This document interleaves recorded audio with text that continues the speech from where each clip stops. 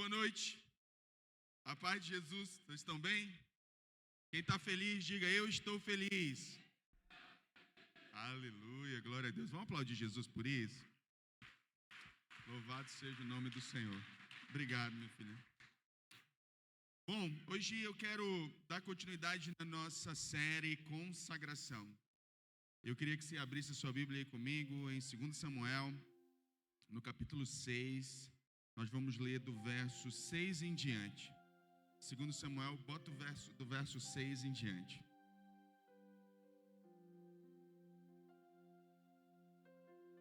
Aleluia.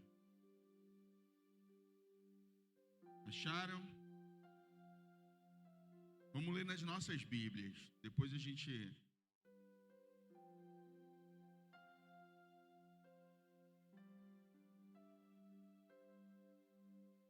Amém? 2 Samuel, capítulo 6, nós vamos ler do verso 6 em diante. É uma história bem interessante, com várias lições espirituais. Eu quero compartilhar essa história com você. É uma história de consagração. E nós vamos meditar sobre ela. Diz assim o texto: quando chegaram à eira de Nacon, Uzá esticou o braço e segurou a arca de Deus, porque os bois haviam tropeçado. A ira do Senhor acendeu-se contra Uzá por seu ato de irreverência. Por isso Deus o feriu, e ele morreu ali mesmo, ao lado da arca de Deus. Davi ficou contrariado, porque o Senhor em sua ira havia fulminado Uzá. Até hoje, aquele lugar é chamado Pérez Uzá. Naquele dia, Davi teve medo do Senhor e se perguntou: como vou conseguir levar a arca do Senhor? Por isso ele desistiu de levar a arca do Senhor para a cidade de Davi. Em vez disso, levou-a para a casa de Obed-edom de Gate. A arca do Senhor ficou na casa dele por 3 meses, e o Senhor o abençoou e toda a sua família. E disseram ao rei Davi: o Senhor tem abençoado a família de Obed-edom e tudo que ele possui, por causa da arca de Deus. Então Davi, com grande festa, foi à casa de Obed-edom e ordenou que levasse a arca de Deus para a cidade de Davi. Quando os que carregavam a arca do Senhor davam 6 passos, eles sacrificavam um boi e um novilho gordo. Davi, vestindo o colete sacerdotal de linho, foi dançando com todas as suas forças perante o Senhor. Fechar os nossos olhos e vamos orar e pedir que o Espírito Santo nos traga a revelação. Pai, nós somos muito gratos por estarmos aqui nessa noite, juntos, adorando, celebrando, aprendendo, sendo ministrados pelo Senhor. Que essa noite seja uma noite edificante para nós, em nome de Jesus. Amém e amém. Bom, como eu falei no início, essa história, ela é uma história muito rica. E provavelmente você já deve ter ouvido alguma pregação a respeito de Obed-edom e sobre a bênção na casa dele e na família dele. E eu vou falar também um pouquinho sobre isso, mas eu quero trazer um contexto mais amplo para que a gente entenda por que Obed-edom foi abençoado. Porque a gente pode ser tentado a acreditar que Obed-edom foi abençoado porque a arca de Deus estava lá. E nós sabemos que a arca de Deus é a presença de Deus. Só que não é tão simples assim. Porque a arca, antes de estar na casa de Obed-edom, ela esteve em 3 lugares. E ela não teve o mesmo efeito que teve na casa de Obed-edom. Então eu vou começar a trazer todos o contexto, desde quando os filisteus levam a arca, até o momento que ela chega na casa de Obed-edom. E por que Obed-edom, então, a gente vai entender por que Obed-edom é tão abençoado assim. Tem a ver com consagração. Tem a ver com a forma como ele lida com as coisas. Para a gente começar a entender, eu não vou conseguir ler todos os textos, mas essa história, eu digo que ela começa em 1 Samuel.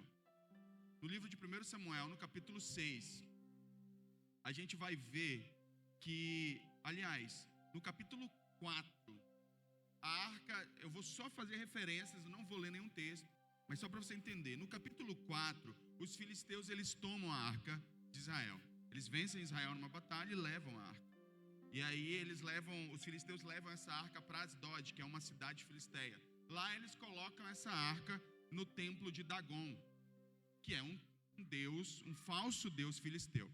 Acontece uma coisa curiosa nesse episódio, que quando eles colocam a arca, no dia seguinte, colocam a arca aqui, e ao lado estava, ou de frente, estava a estátua de Dagon. Quando a arca ela é colocada no templo, na primeira noite, quando amanhece o dia, a estátua de Dagon está caída. E aí eles vão lá, colocam a estátua de pé novamente e deixam lá. No dia seguinte, de novo a estátua de Dagon caída, agora quebrada, toda despedaçada. Eles entenderam que não dava para misturar ali, e a gente vai entender que eles não conseguiam, eles tentaram domesticar a presença de Deus e usar isso de alguma maneira para abençoá-los, mas idolatria com adoração ao Deus genuíno não se mistura. E acabou que, além desse evento da estátua de Dagon ter caído várias vezes perante a Arca da Aliança, aconteceu que boa parte da cidade começou a ter tumores, ratos começaram a surgir, e eles decidem então levar a arca embora, devolver a arca para Israel. Esse é o primeiro episódio, esse é o primeiro povo que tem contato com a presença de Deus, e a forma como eles tentam lidar com isso é mantendo idolatria e tentando conciliar com a presença de Deus. Porque a gente vai acabar se vendo em um dos extremos, em um desses locais. Ou a gente é igual filisteu, a gente mantém idolatria pelos nossos deuses, ninguém adora imagem aqui, mas tem tanta coisa que a gente adora na nossa vida, irmãos, que está acima de Deus, que vem como prioridade. Nossas prioridades definem quem é o nosso Senhor. Simples assim. Aí a segunda pessoa, a segunda figura que acaba lidando com a arca é Abinadab. Está em 1 Samuel também, capítulo 7. Quando os filisteus decidem devolver a arca para Israel, porque eles já estavam angustiados com tanto sofrimento com a presença de Deus, e aqui fica um alerta. Às vezes a gente pensa assim, eu vou para a presença de Deus, né? Eu vou entregar minha vida para Jesus, mas você quer manter idolatria. Esse tipo de vida gera mais sofrimento do que bênção. Você vai sofrer muito mais do que ser abençoado. E aí você vai começar a criar questionamentos do tipo, ué, mas eu não entreguei minha vida para Jesus, eu não trouxe Deus para minha casa. A questão não é simplesmente se você trouxe Deus, mas se você tirou os ídolos. Porque não dá para conviver com as duas coisas. Ou você convive com uma, ou convive com a outra. Não dá para servir a dois senhores, diz a palavra de Deus. Aí, quando eles percebem que não dá para ter essa convivência, decidem devolver a arca, eles mandam a arca para a casa de um homem chamado Abinadab. Abinadab, ele recebe a arca, o seu filho é consagrado para cuidar da arca, e a arca fica nada mais, nada menos do que 20 anos na casa de Abinadab. Só que não há qualquer registro bíblico de que Abinadab tenha sido abençoado como foi Obed-edom, onde a arca só passou 3 meses. Então olha só o recorte. Vamos pegar o cenário geral.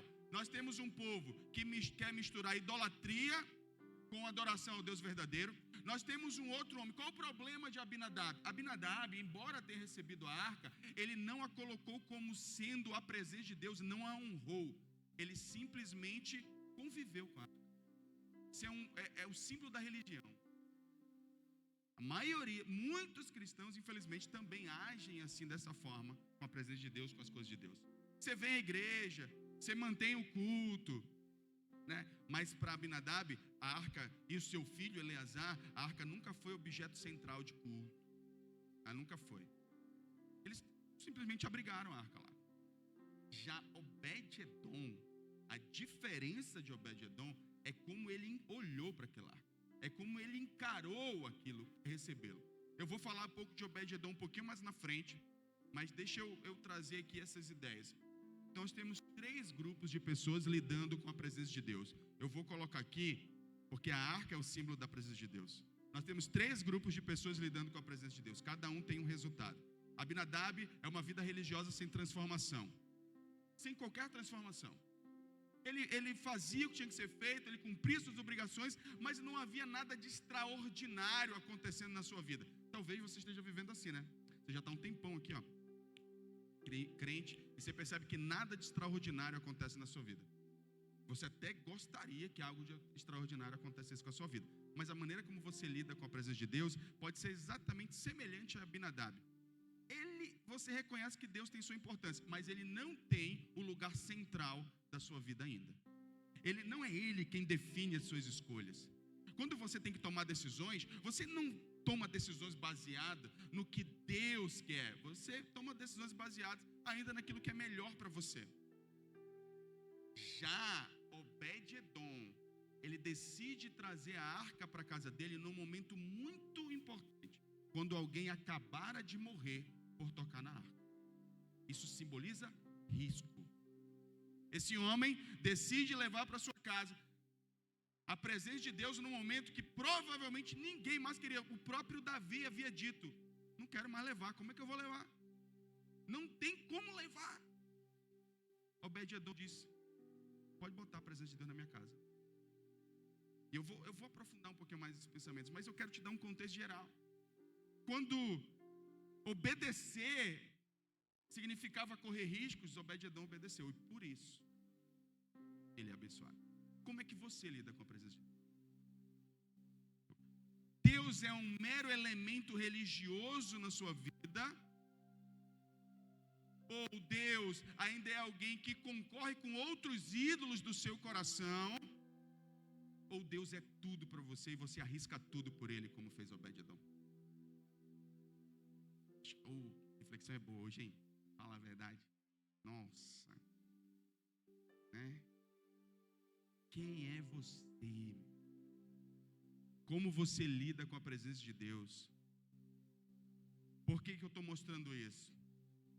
Porque a maioria de nós tende a se queixar de Deus pelos resultados da nossa vida, mas a gente não para entender como é que a gente lida com a presença de Deus. Às vezes a gente está vendo o irmão do lado prosperar, ser abençoado, ele está crescendo, está prosperando, as coisas estão fluindo na vida dele, e você pensa: eu faço as mesmas coisas que ele, eu também tenho a presença de Deus. Mas a maneira como você lida, o que você ainda mantém na sua vida, e o que o irmão já abriu de mão, é muito diferente.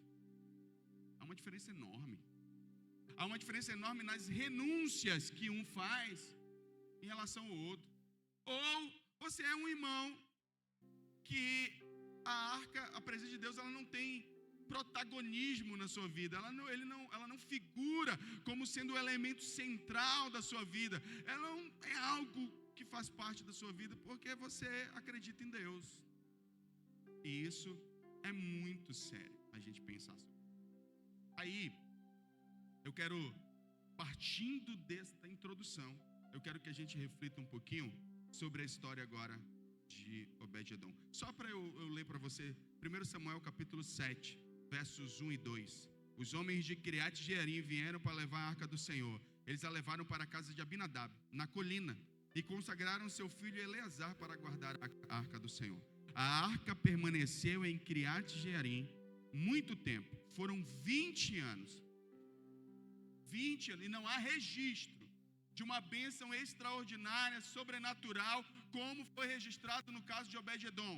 Não há registro.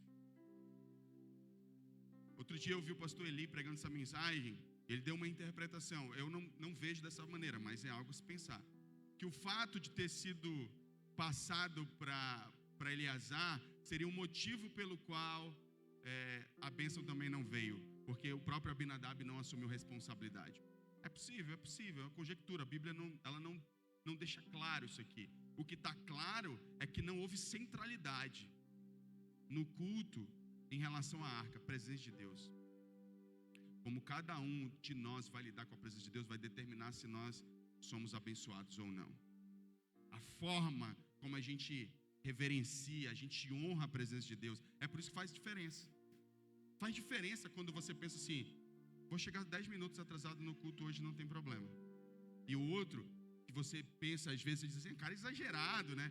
Ele diz assim: não gosto de chegar atrasado no culto. E você vai... Lógico, eu estou dando um exemplo aqui raso, porque existem prioridades, eu estou dando só um exemplo. Porque não adianta a pessoa também ela querer chegar cedo no culto, mas tem outras prioridades na palavra que ela não honra. Eu só estou dando um exemplo. Se a gente fosse colocar hierarquia de princípios aqui, né? Estou falando de honra, estou falando de fazer as coisas para a glória de Deus mesmo, falando de consagração, ser separado para Deus. Quando alguém toma decisões que parecem irrisórias, sem importância, para honrar a Deus, você vai perceber que há uma bênção diferente na vida dessa pessoa. Agora, vamos lá, eu quero que vamos voltar para 2 Samuel 6, porque aí eu quero dado o contexto, porque aqui no início você já pode definir que tipo de pessoa, de crente você é. O crente idólatra, o crente que convive com a presença de Deus, ou o crente que honra a presença de Deus? Quem é você? Quem é você? E quando você pensar em resultados da sua vida, pense em que tipo de crente você é. E não é porque, assim, é importante pensar, porque às vezes a gente está pensando, você está dando certo aqui na minha vida, está tudo legal. Amém. Mas a bênção de Deus, ela enriquece e não acrescenta dores. Você não vai viver perturbado por causa das bênçãos de Deus. Ela é permanente e duradoura, ela não é para uma época da sua vida. Ela é permanente. Pois bem, vamos lá para 2 Samuel 6, a história propriamente dita. Aí na história, quando chega a história de Obed-Edom com a arca, ela é precedida por um evento. Davi, essa arca ficou 20 anos na casa de Abinadab, e Davi decide levar ela de volta para a cidade de Davi, Jerusalém.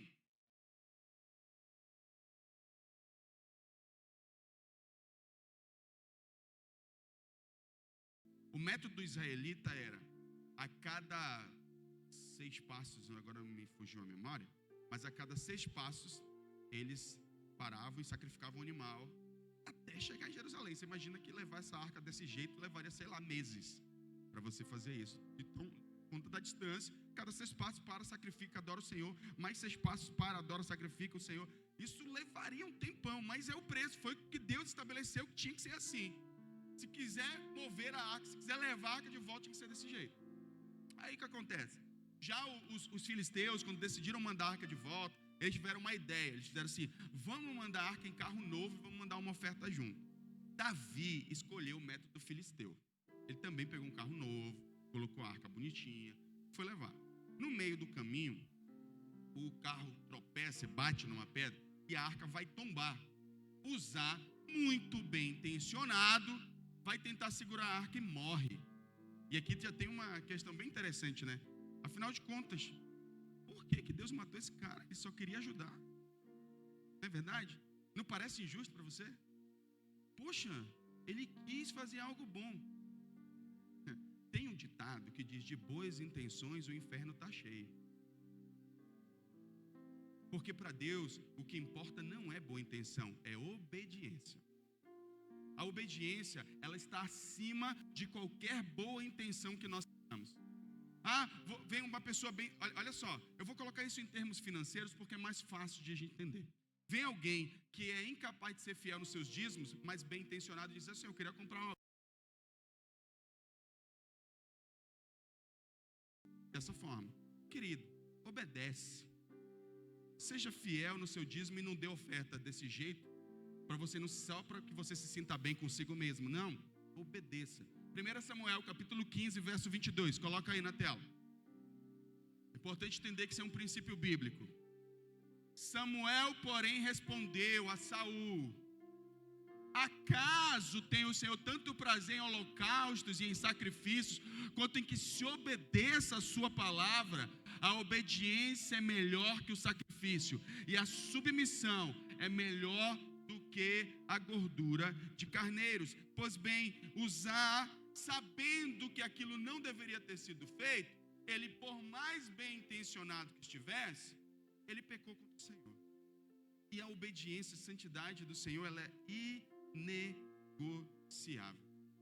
Santidade não se mede por boa intenção, mas pela capacidade, pela disposição em obedecer.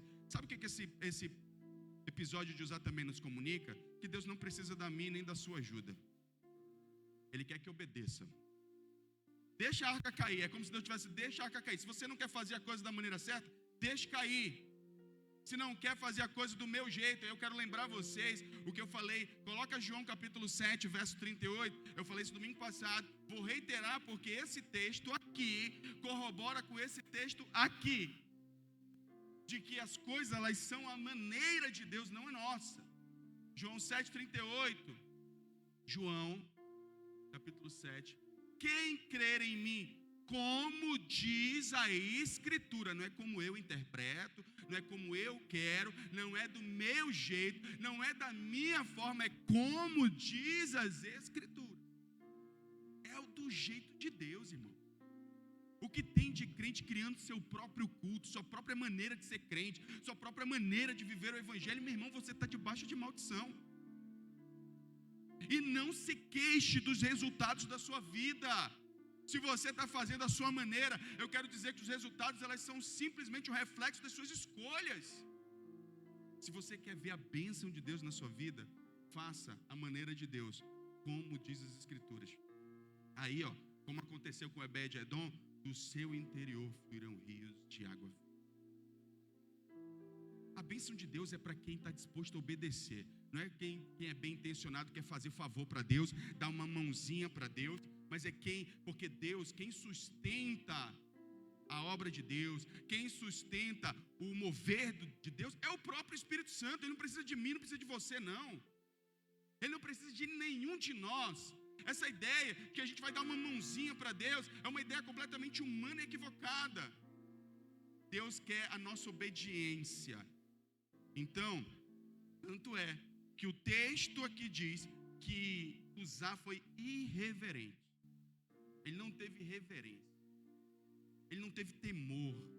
Ele não lembrou que Deus disse, não toque. Havia uma ordem anterior. Só que aquela coisa, é a mesma coisa de Saul. Saul não podia sacrificar. Mas ele pensou, Samuel está demorando. O que há de mal em fazer o que é certo, sendo que eu não fui autorizado a fazer isso? Ele vai lá e faz. E o Senhor diz que Deus o rejeitou. A gente sabe, por exemplo, que Davi pecou também.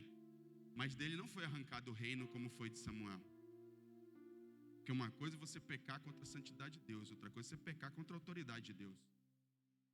São pecados distintos, com pesos espirituais diferentes.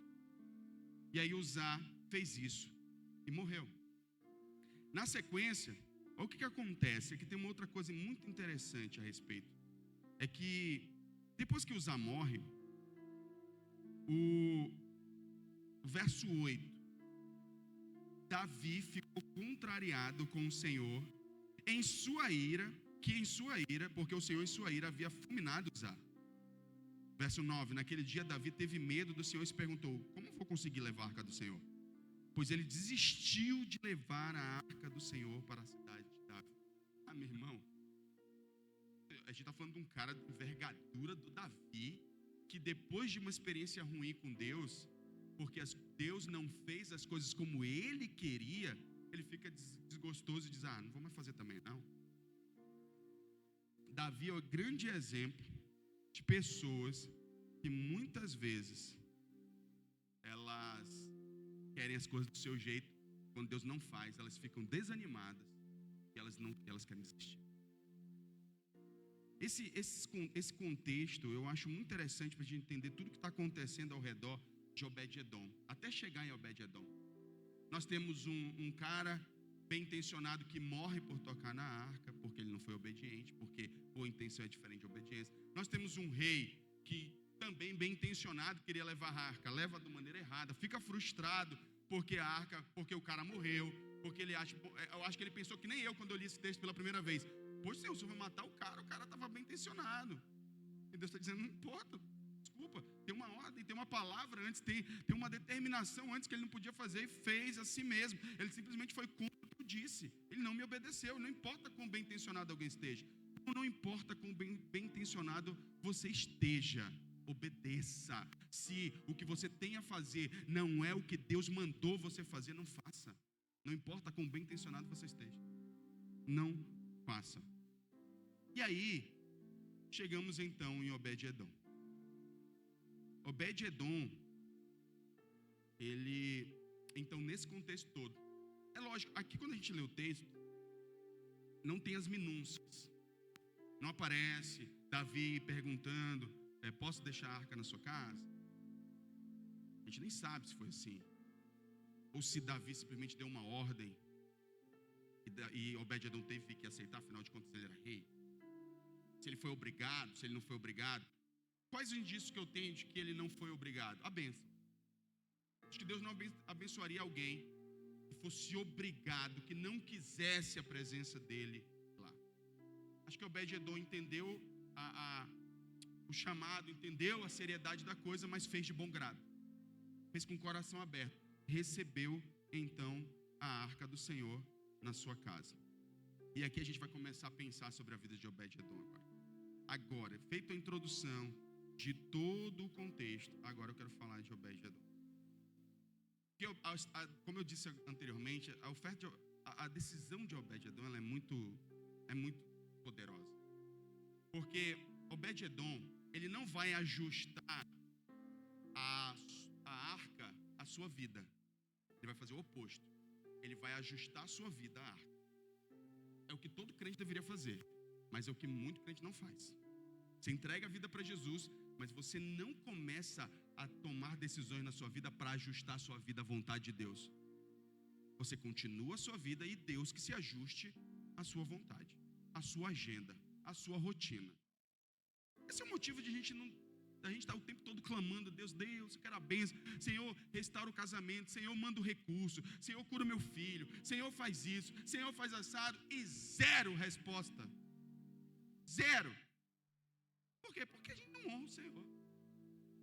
Nós não ajustamos a nossa vida a partir da presença de Deus, nós fazemos o oposto. Você imagina, eu fico imaginando, conjecturando. No dia que eu li esse texto, teve um dia desse que eu li esse texto, até compartilhei no discipulado, uma vez eu estava discipulado, fiquei pensando sobre isso com um casal. Você imagina como é que é você receber a arca de Deus, que é o símbolo da presença de Deus, na sua casa, e você ajustar a sua vida a isso. Você imagina que está lá Obed-Edom com a sua mulher, de repente, a mulher viu que Obed-Edom deixou a toalha toda molhada em cima da cama. Ela vai sair do quarto gritando, é Obed! Aí ela vê a arca e diz, meu amor, você deixou a toalha ali, meu bem.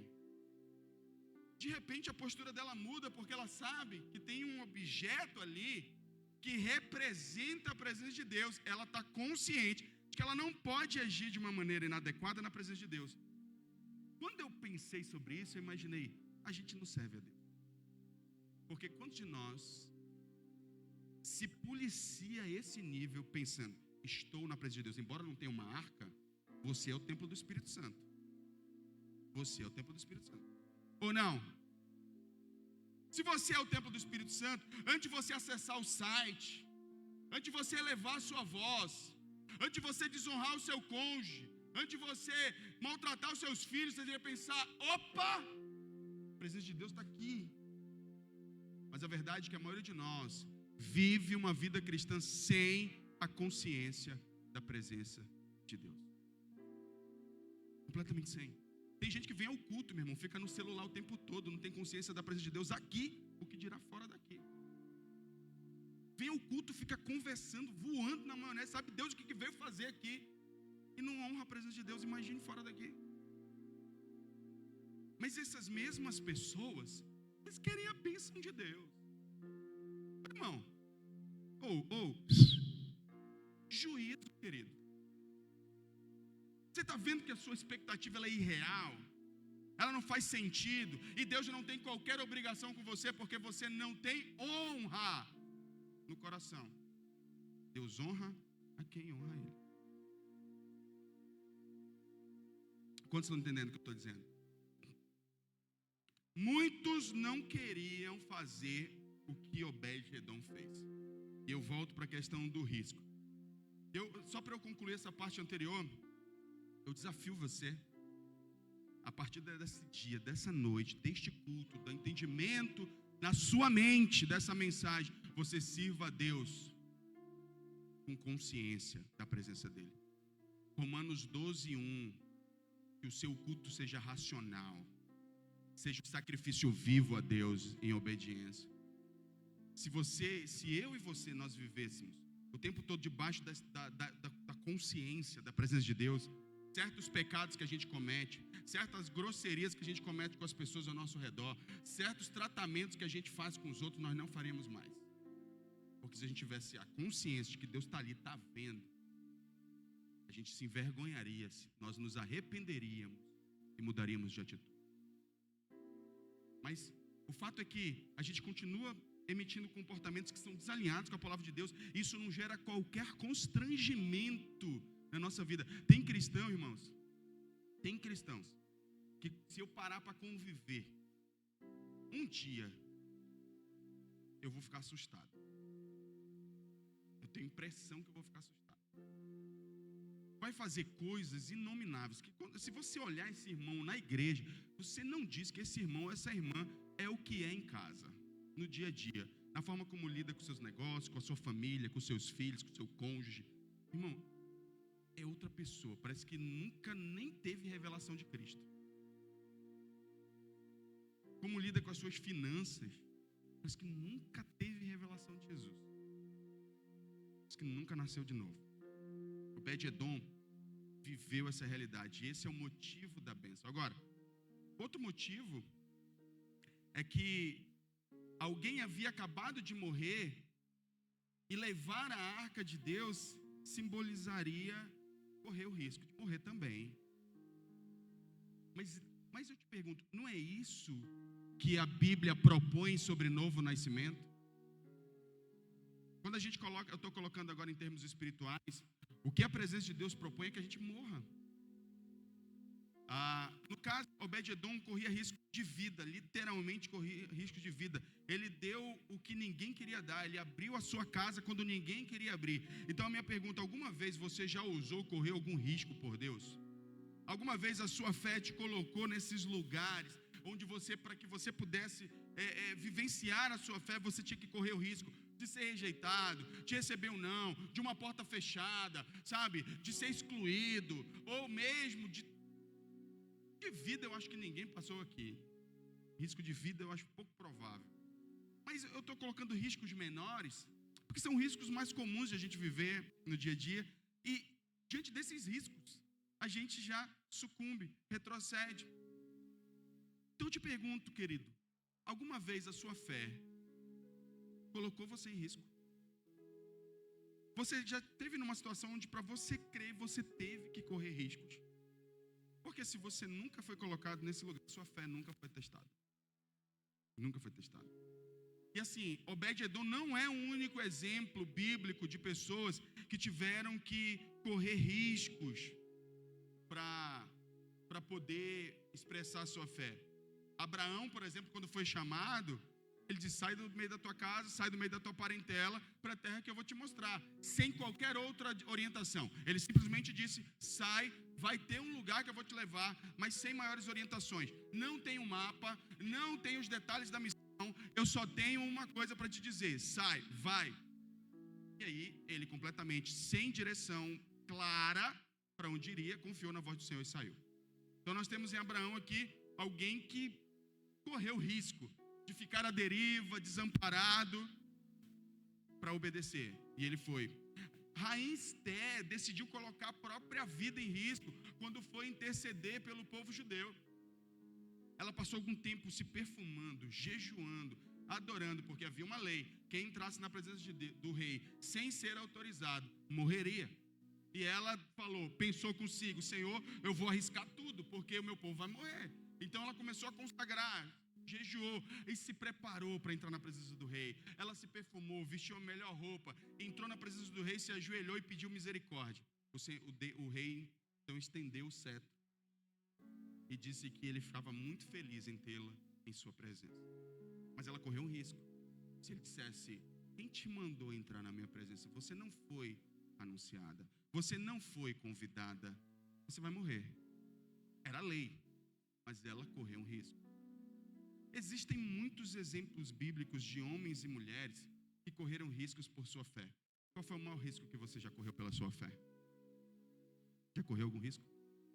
Ou a sua fé não te leva nunca a esse lugar? Você sempre é o crente, gente boa com todo mundo, aceita todas as brincadeiras, você se molda aos ambientes, isso nunca te coloca em nenhuma situação desconfortável a sua fé. Uma coisa a se pensar. Porque a grande verdade é que, em algum momento, nós vamos estar sendo desafiados. Ou já colocou, pode ter sido a tua vida financeira. Você só tinha aquele valor. Era o seu dízimo. E o gás acabou.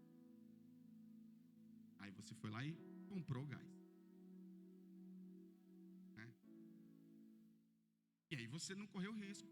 Uma escolha sua. É você e Deus. Estou emitindo qualquer juízo de valor sobre isso. Eu só sei, eu posso dizer o que a palavra de Deus diz. Você sentiu muita vontade de ter que comprar alguma coisa. Final de ano.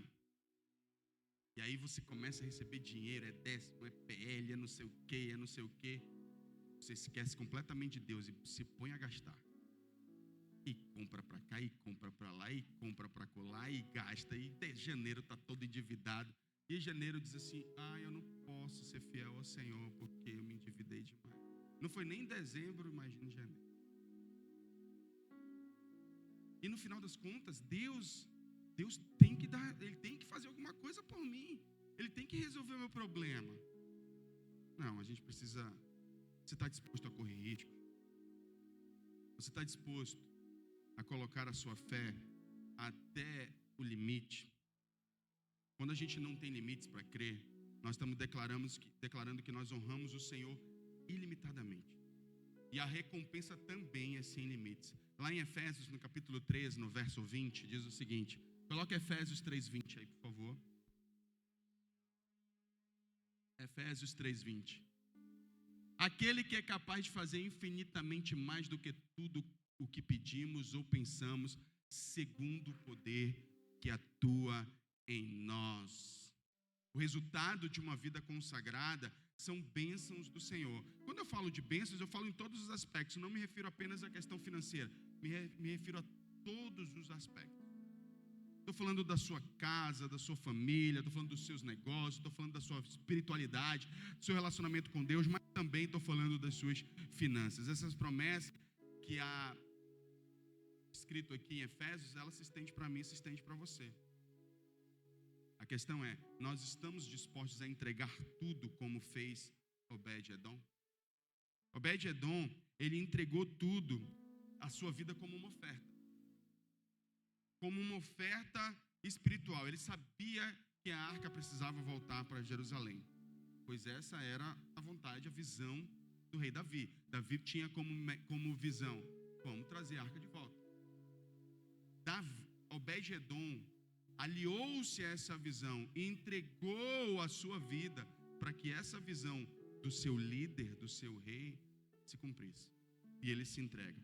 Então, Obed-Edom, ele se alinha ao coração do rei, corre riscos em fé, por amor a Deus, por submissão à sua liderança, ele abre a porta da sua casa. Sabe, debaixo desse mover, eu profetizo que se você tiver disposições semelhantes, Deus vai abençoar a sua casa também sobremaneira. Se você consagrar a sua vida, porque abrir a porta da casa para que a arca de Deus ela seja colocada lá, significa envolver toda a família, significa consagrar tudo que está lá, casamento, filhos, finanças, bens, enfim, tudo que você possa imaginar. E aí, aqueles que assim agem, certamente viverão debaixo de uma bênção sobrenatural. Para uma entrega extraordinária, é uma bênção extraordinária. E assim, a principal de todas as bênçãos extraordinárias é a presença do próprio Senhor. E ela estará abundante na sua vida. Sabe? Quando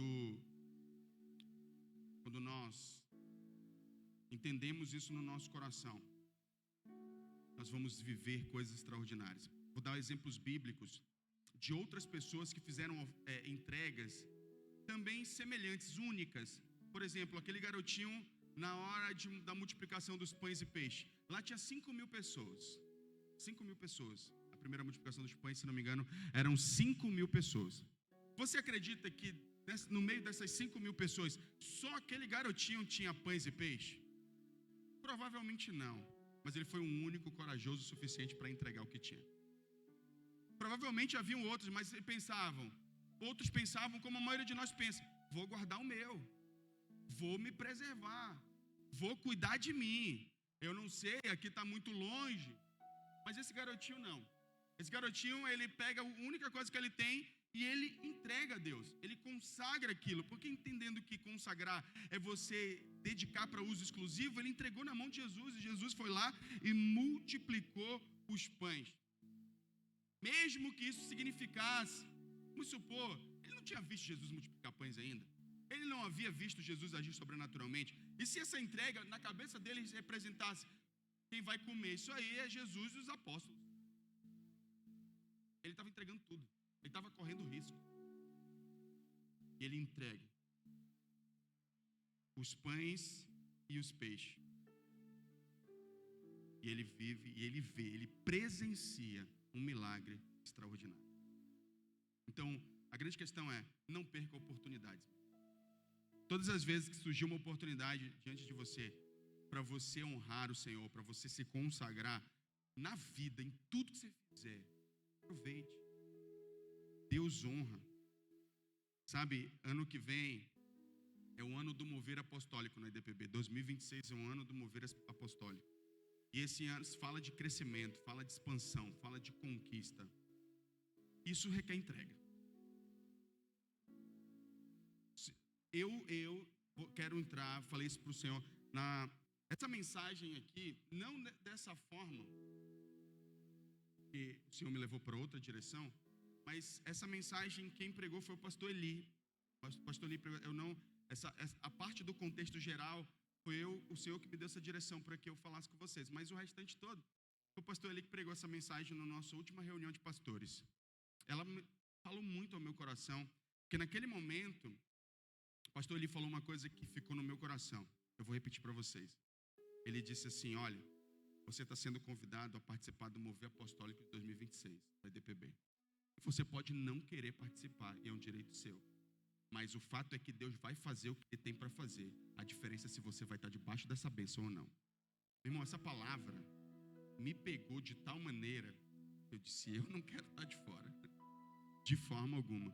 Porque a grande verdade é essa: se você fechar o seu coração para o que Deus quer fazer, Ele vai fazer, meu irmão. Com você ou sem você. Só que você vai só assistir.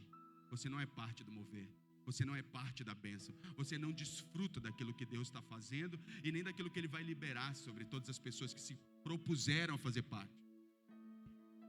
A escolha é sua. Quer ser um mero telespectador? Seja, e veja todos os outros que creram e tomaram uma posição serem abençoados. Mas não se queixe de Deus, porque Ele está te dando uma oportunidade. Você tomar decisões diferentes. Você consagrar a sua vida a Deus. De você fazer escolhas mais sérias. Corra riscos. Eu não quero me envolver porque, sabe, eu tenho medo. Medo, meu irmão, é isso que consiste a fé. Muitas pessoas pensam assim: eu não vou assumir compromissos mais sérios com Deus porque isso é arriscado, né? Você já considerou o risco que é não assumir esses compromissos? Você já considerou que o prejuízo pode ser infinitamente maior porque você está correndo do que Deus quer fazer na sua vida? Você acha que está se poupando e você está se jogando no abismo. Quando as coisas começarem a ficar difícil. Se você acha que estavam difíceis, você ainda não viu o que é você andar em desobediência a Deus. É muito sério. Por uma mentalidade errada, que faz você pensar que assumir compromissos com Deus é correr riscos muito graves, você desconsidera que não assumir compromissos com Deus é mais grave ainda. É mais arriscado ainda. Eu não vi alguém que tenha sido frustrado por confiar no Senhor. Se você tiver alguém aí na Bíblia, me fale. Não tem nenhum. Então, o fato é que Deus vai fazer, meu irmão. 2026 Deus vai agir. 2026 o Senhor, Ele vai fazer um mover na vida daqueles que creem. Se você vai estar dentro disso ou não, depende da sua disponibilidade de obedecer e estar dentro desse mover apostólico. A escolha é sua. Então hoje, a presença de Deus, a arca de Deus está entre nós. como é que você vai lidar com ela? Você tem uma oportunidade. Você, vez após vez, a cada mensagem que você ouve, a cada vez que você, aqueles que param para meditar e você está diante da palavra de Deus na sua vida de devoção, e Deus fala com você, você tem uma oportunidade, que quando Deus está te convidando para tomar decisões, você tem uma oportunidade. Como você tem lidado com ela? Como um filisteu, idólatra, como um religioso estilo Abinadab, ou como Obed-edom, um homem que honra a Deus? A escolha é sua. Como você lida com isso? Cada uma dessas esferas tem um resultado. E a escolha de como vai ser o seu ano é sua. Então, eu queria convidar você a ficar de pé nesse momento.